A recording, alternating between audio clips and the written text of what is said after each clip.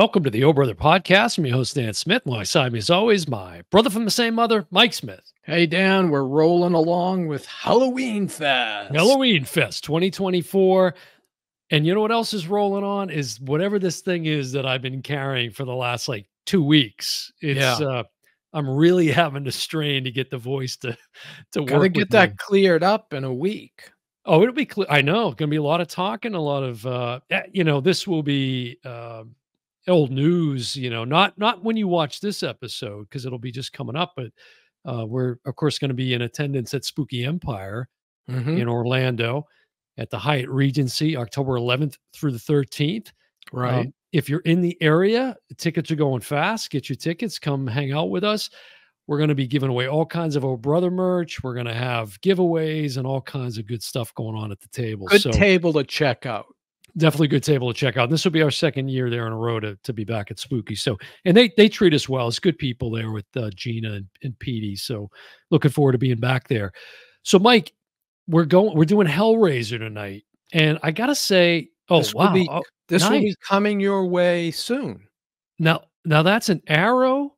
That's an Arrow Well, production. okay, now they do it right. They know how It's to do jacked with extras. I mean, it. you That's could one of my. spend a week with this. That's a prerequisite for Mike. It's got to be jacked with extras. Now, was written and directed by Clive Barker based on this novella that he did, this kind of short story novel, what have you, that he did, Yeah. called The Hellbound Heart, I think it was. Yeah. And it's weird because this is a movie. So with the picks that we've made for Halloween Fest this year, this was one in particular I was excited to see because again, not only a Halloween Fest movie, but a movie I'd never seen all Both these of us. years. Both of us Okay, have never okay, seen this one. that's cool. And I was just kicking off high school at this time when this came out, September 18th, 1987.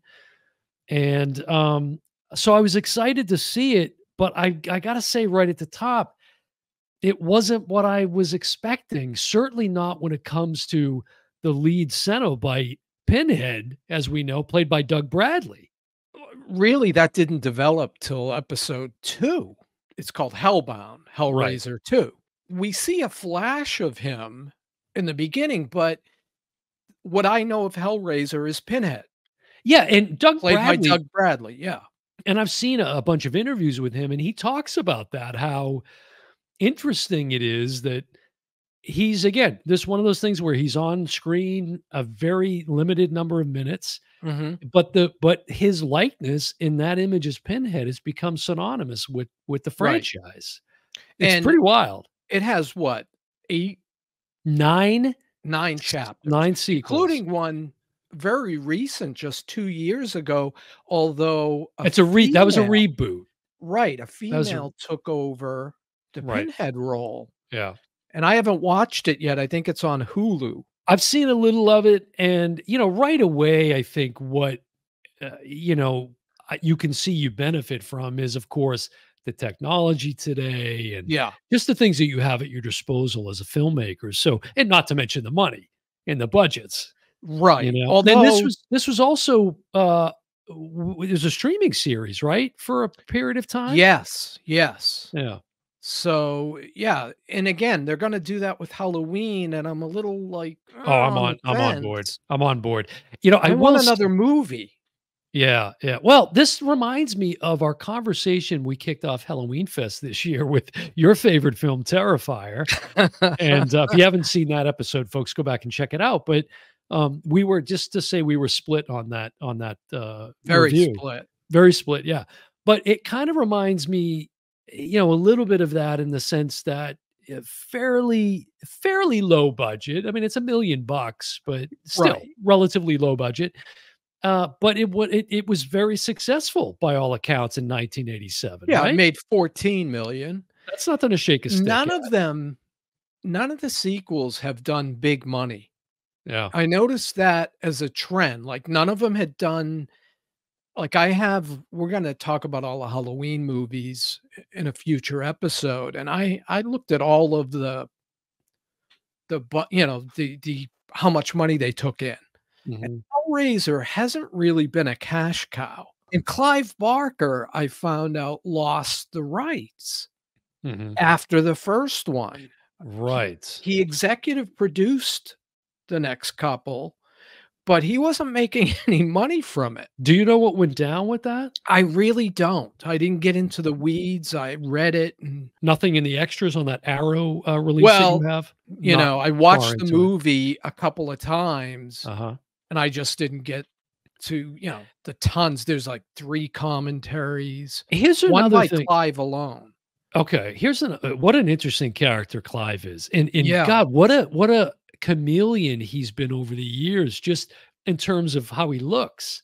He looks so different over the years. Becomes very rock and roll as the years go on, and he's going to be at Spooky Empire too this year, and I'm excited that he's there. In fact, much of the cast of Hellraiser is going to be there as well. Well, I So know there, Doug Bradley. Who Doug else? Bradley, yeah, Ashley Lawrence, who plays Okay, Kirsty. she's a Andrew significant Robinson, who character. plays her father. Simon Banford is gonna be there, who played one of the Cenobites, Butterball, as he's known. Okay. Did I say yeah, Simon Banford. Ashley. Oh, and Nicholas Vince.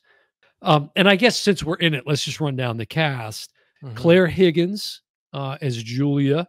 Yeah, Sean Chapman plays Frank, who is Larry's brother-in-law. And right. then an actor named Oliver Smith plays Frank the Monster. So we'll get into that in a minute. I'm gonna have you set this up for us, okay? Okay. Other than I would say Andrew Robinson is pretty recognizable Right. as a Other as it than relates that, to this I film. didn't recognize anyone. So, set this up for us. This is a tough setup. What was my biggest argument when we watched Terrifier? No story. No story. Mm. This is almost the opposite. It's like too much going on, too much story. Like focus on one thing or another. And I had to write down. And honestly, if I didn't read, there's like a booklet that comes with the DVD or the 4K Mhm. that kind of spells out the story. If I didn't read that, I'm Yeah. not sure I would have followed it quite as well. But Well, you're right. There's almost like an ABC story going on here. right, there's a Yeah. Rubik's Cube story, there's a I wrote that down, Rubik's Cube. father-daughter story, there's a Right. uh, uh well, let me give the Yeah, give the yeah, the go ahead. brief Sure. synopsis. A Sure. woman discovers the newly resurrected partial body of her brother-in-law, former lover. Mhm. She kills for him to revitalize his body so he can escape the underworld. Now, I wrote that down because I love that concept. I love that idea, and, I feel almost like the film and I'm not saying I loved it or hated it. I'm somewhere in the middle here on Hellraiser. But I feel like Clive Barker clearly has street cred as a writer. There's no question about it. He's an Well, Stephen award-winning King. writer. Yeah, Stephen King gives him all this praise. Like, when he saw Hellraiser, he said, "I've seen the future of horror, and it's Clive Barker." And see, for me, I think it was the production. Again, albeit on a low budget, relatively Right. speaking. I just felt like it suffered because of that. I don't feel like his vision was able to come to fruition in the way that maybe he even wanted because of some of those restraints financially. I don't know. That was my Yeah. take on it. Well, like I said, there's multiple things going on, Mhm. and it's hard to keep track of who this is and why they're in this part of the story or why they didn't gel. Like, obviously, that cube becomes a very significant part, not Right. only at the end, but into the sequels, which I didn't dig into. It's this whole thing of, "What's your pleasure, sir?" It's this whole idea of these people that are seeking out the highest level of pleasure. Right, and versus pain. There's a pain pleasure threshold And then that they're there's trying to some navigate. And then there's some blurring of those 2 lines in Yes, the story too, which is kinda where the Cenobites come in. That's what they sort of represent, and they're the gatekeepers the other world. of the other world, right? And, so again, it's I'm very curious because of given your disdain for Terrifier, not to jump too ahead on it, but what is your feeling on Hellraiser? I'm super Well, curious. It has the gore that people love, right? But It does. my biggest condemnation of Terrifier was the lack of story. And again, I think this could have focused easily just on the couple Yeah, and the brother-in-law, which because sure. the brother obvious Larry doesn't realize that Frank had an affair with his now wife. And it's funny you say there's a scene. I watched it twice, and Yeah. the second time through, there's a scene where Claire Higgins, who I thought was great in the film. I Mhm. thought in fact, I thought the performances themselves were good, especially when you take into consideration what they're acting against and what they have to be sort of Right. imagining and all of that sort of stuff. But Claire Higgins in particular, I thought was really good as Julia. But there's a scene where she's up in this, they go and he buys this huge It's their house. family house. I got the Oh, impression that's that's where right, he that's grew right. up. Yeah. Oh, that's right. I think you're right. It's their family house. Yeah. So they go up in a very old, reminds me of our grandmother's house to a certain degree, but even much bigger than that. They go up in this room and she's looking around and she finds these photographs in this room where apparently Frank was, hanging out. And of course, they don't Right. know that he's been kind He's of been taken chopped into up the into pieces. yeah, they don't know what his fate is right now. But she sees these pictures and Frank in various poses with some female friends, let's say. Yeah. And at one point, there's one you don't really see. She covers it up, and then she later on rips part of it off. And I realized, oh, that was a picture of Frank and her. Yes. That's what it was. I didn't pick up on that the first time, but Yeah, I I f did. I found that to be very interesting, this idea that she had to kill for him to get to resurrect him, basically. Right. I like that twisted idea.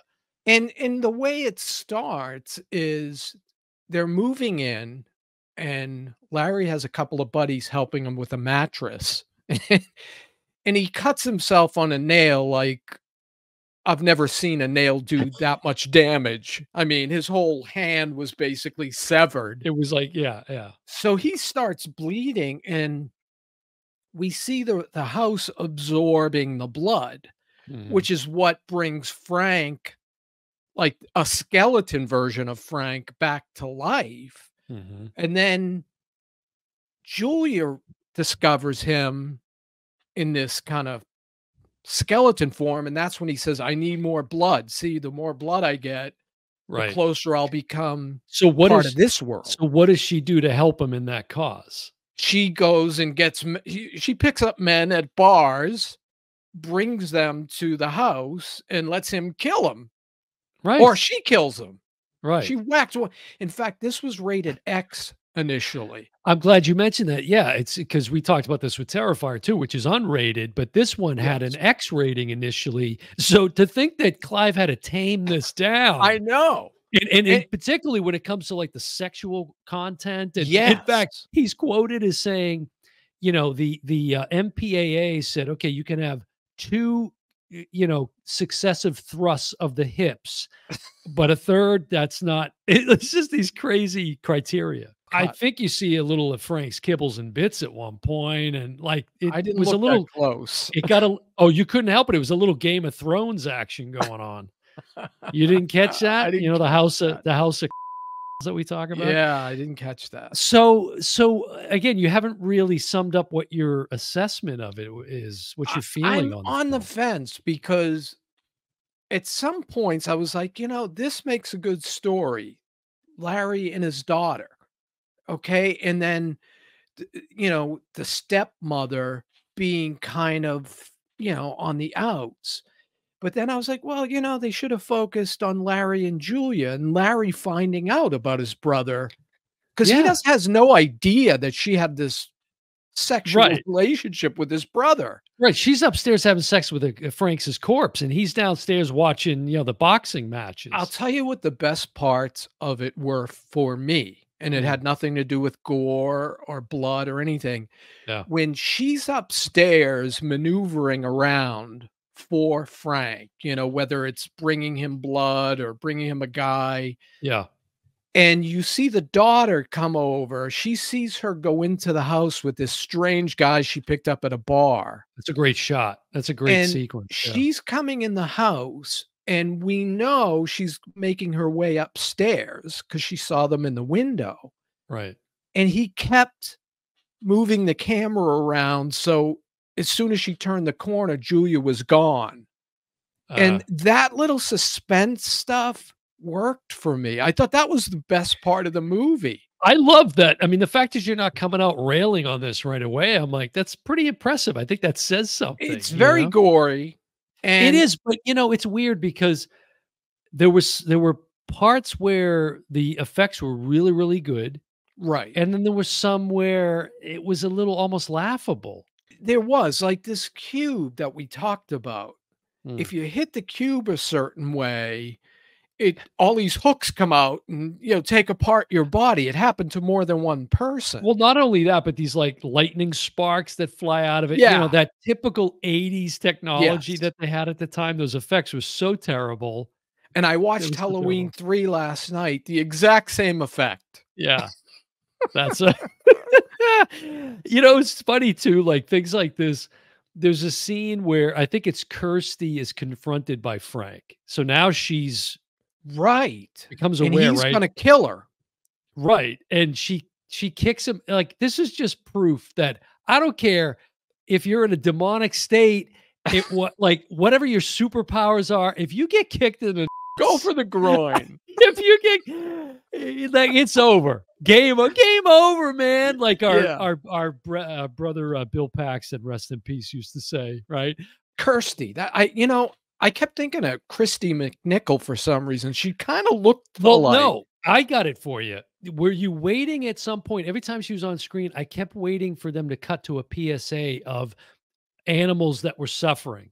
Because if she is not Sarah McLachlan's doppelganger, I don't know who is. I mean, she looks Yeah. exactly like at that time At anyways. that time, yeah, At that yeah. time, yeah, yeah. But he goes to kill her Christy and McNichol. accidentally kills. Thanks for appealing to the young demo, throwing out Christy McNichol, I know, nobody's gonna get who that I loved. I reference. had a huge crush on her as a kid, by the way. Yeah, she was And like yet she was me. very what you would call at that time, probably not politically correct, like tomboy Yeah. type in the films back then. Hey everyone, if you love movies, hit that subscribe button and join us for more amazing episodes on the Oh Brother podcast. Don't miss out. And don't forget to leave a comment and share with your friends. Anyways, get back to But, your point. yeah, getting back to the story, he goes to kill Ashley and winds up killing Or Kirsty, yeah. Kirsty and winds up killing his lover, Julia, and he's like, Right, whatever works. it happens. Yeah, It happens. yeah, we're in love, but you know what? Yeah, I I gotta don't know. I gotta get some flesh back. Here's something. You mentioned earlier the 9 sequels. Hellraiser 8, which came out in 2005. Okay, Okay. now fans of the franchise know this, but I'm gonna educate you because I know you don't know I this don't nugget. know it. Do you know who, was one of the stars of that film? No idea. A man by the name of Henry Cavill. Wow. That's kinda like Kevin Bacon in Friday the 13th, the Well, original. and here's the thing, that just to expand on it a little bit, that, 8th one was if you read the plot, is very it would remind you a lot of Halloween Resurrection, that kind of idea. It like a simulcast over So the internet. right, but this was, like, video game related, so Okay. but, I mean, it was just, I think 8 short years later, he would become the Man of Steel that we all know and love. One of the things when we go back and watch these old horror movies, I'm always looking for actors either in the background or, that went to This one become didn't stars. just didn't have that. Johnny Depp, Nightmare on Elm Street. He was in this? Oh, He was that's no, right. Getting he sucked might into have the been. getting sucked into the bed, yeah, that's That's true. right. Okay, let me get to this. So, now also real quick, it was filmed in England, but they little Yes. switcho-changeo, and it was really not it's not based there as far as the story goes. It's supposed to be like in the Midwest or whatever, Yeah, which is yeah. why there's some really I think horrible dubbing. Ohio, right? There's some horrible dubbing going on in this film because Yes. of the English accents that they were trying to accommodate, compensate for rather.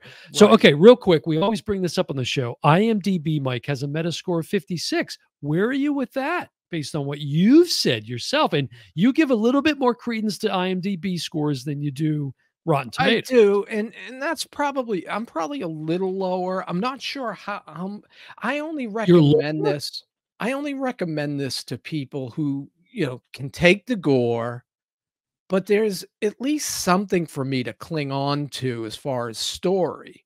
But make no mistake, this is not Terrifier type splatter horror, though. No, and it's, I mean, there's some really horrific things. It is graphic at times, The yeah. hooks, that take apart his face and It's then it pretty starts gruesome, to yeah. reform. And Right. again, this is 1987 1987, and yeah. they're doing this stuff. Now, Rotten Tomatoes, the critics percentage is 70% Wow. and the audience, the popcorn meter, 73%. It's pretty. Obviously, this has a very dedicated audience because you don't get 9 sequels. But here's what I've been waiting to share with you. Yeah, Your boy, right? A couple of one half of the duo that influenced us to a certain extent, the Siskel and Ebert, right? right, I'm guessing Ebert. Ebert gave this film, Hellraiser, one half of 1 star and Not had this surprised. to say about it.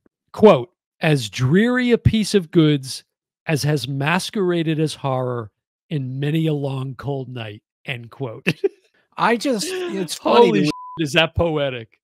I looked him up. I forget what movie it was I was watching, and I was like, "I wonder what Roger Ebert would have said about this," and it was very similar. It was 1 star or half a star, Yeah, and he railed on it, and it was yeah, one that I didn't hate.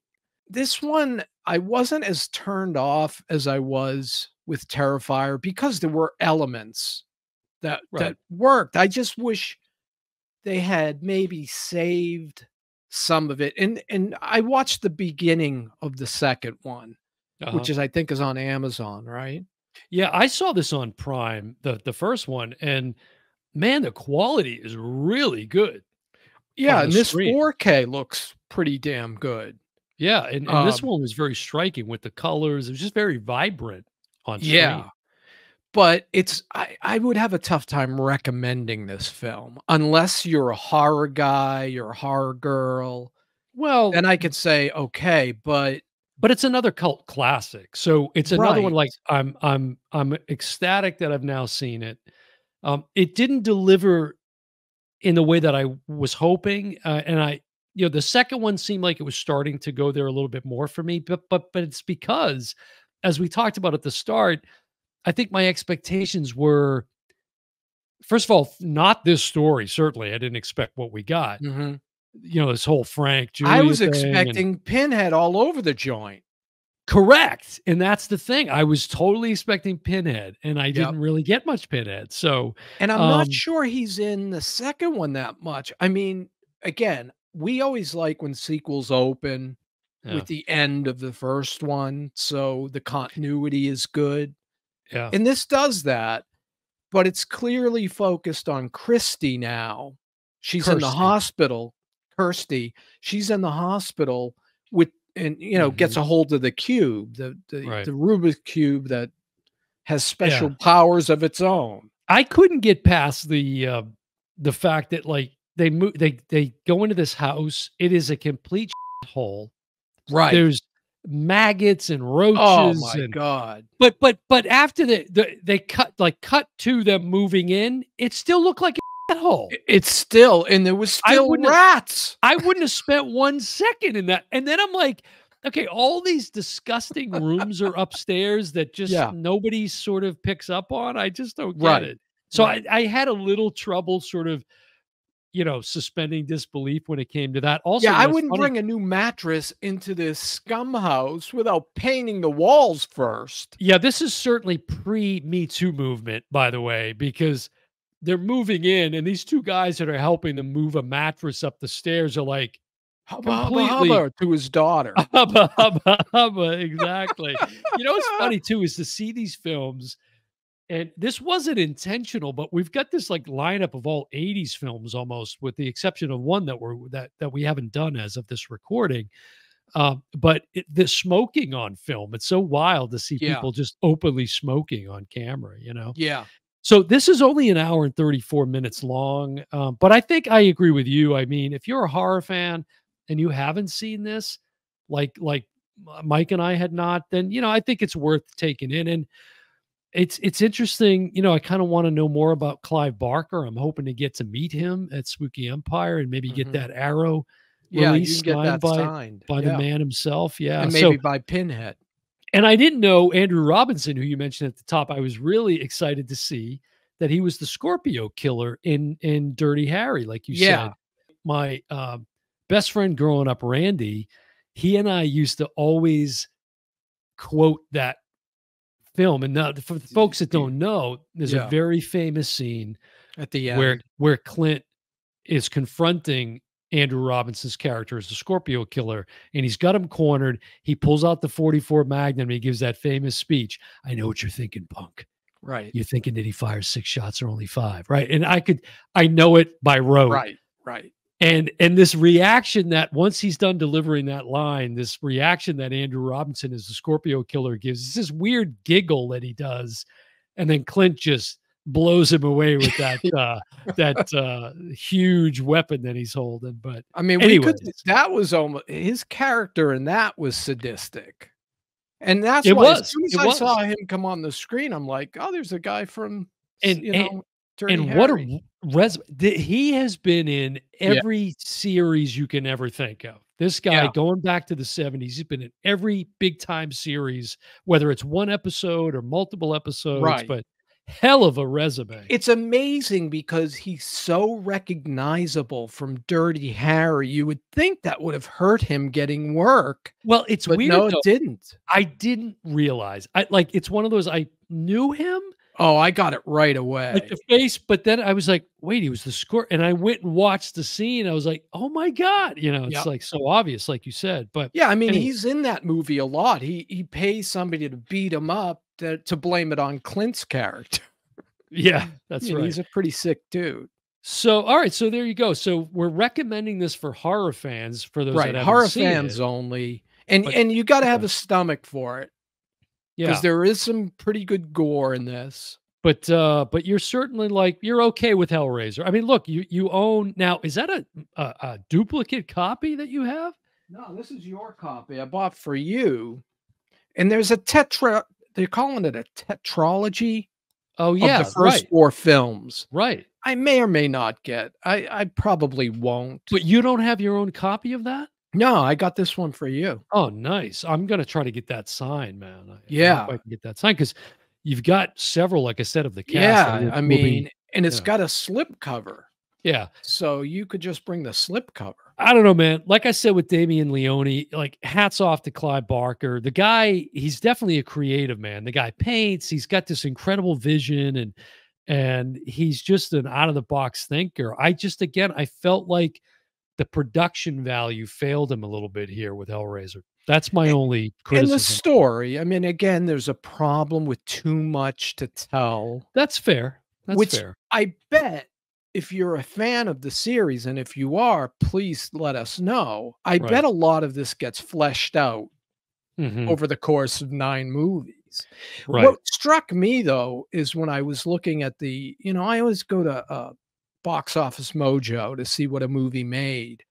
None of the Mhm. movies did any kind of, I mean, 12,000,000 was pretty much the high point, or 14 for the first Mhm. one. I Mhm. would have thought successive, at least the first 4 Right. would have done, one of them would have popped. Well, you None know, of them did. I was thinking as I watched this, I said, after this, when you're watching this episode, I'll be not long after. First of all, we get spooky, but then I'll be traveling overseas to England. Right. And I'm like, oh, this was shot. You know, I have to be looking for some Hellraiser Yeah. locations, you know. Yeah. But well, there you go. So there's our take on Hellraiser 1987. It's in the books, man. We've got this one in the books now. Yep. So, but like Mike said, if if you've seen it, if you haven't seen it, drop some comments in on the video here and let us know. Are you a horror fan? If you haven't seen it, why haven't you seen it yet? I don't have a real good reason why I haven't gotten around to it in all these years, but if you have seen it, let us know if you like it, you don't like it, and give us your rationale why. Did Either you way. catch my new poster? Oh, by the way, I'm glad you said that because yeah, I was started to really sort of I was getting this huge admiration situation going on because that Halloween poster is phenomenal. And why don't I have it, by the way? Right. I was actually gonna send it to you, but In it fact, wouldn't have got there in can you time. just maybe get the Get hell out my of the way a little bit? cranium out of the So way. it's another Halloween 2 poster. But I think this is Zombies Halloween too, right? I think That's, like, right from the cover. it is. It doesn't the mask is a little weird. It doesn't exactly look like the mask from Zombie, but Yeah. I know what you mean, that image, that pose, yeah. And, I Wow. Look at noticed the color scheme, dude. yeah, it's all blood. Beautiful. Mike's got Carrie, prominently featured, Halloween 2, and Friday the 13th. And, Very nice. I moved my light off a bit. I think it might have helped because when I was watching the first episode of Halloweenfest, I'm like, it's a good thing those posters and stuff are behind me. Otherwise, you would just see blinking eyes. I'm so pasty white. Yeah, they don't have the color touch-up feature yet on the Yeah, I need, like, virtual. maybe one of the, Yeah. producers can put Listen, me in a tan. oh, yeah, can we, like, give Mike a little bit of sun there? So, well, listen, I'm thrilled that we have this one in the O Brother archives, that we've been able to do a review on Hellraiser, and, but yeah, come back and let us know what you think, and, listen, that's gonna do it for the Hellraiser episode of Halloween Fest, but Halloween Fest rolls on, Continues. folks. So I've been, your host, Dan Smith, alongside me, as always, my brother from the same mother, Mike Smith, and we'll see you next time. Bye, everyone.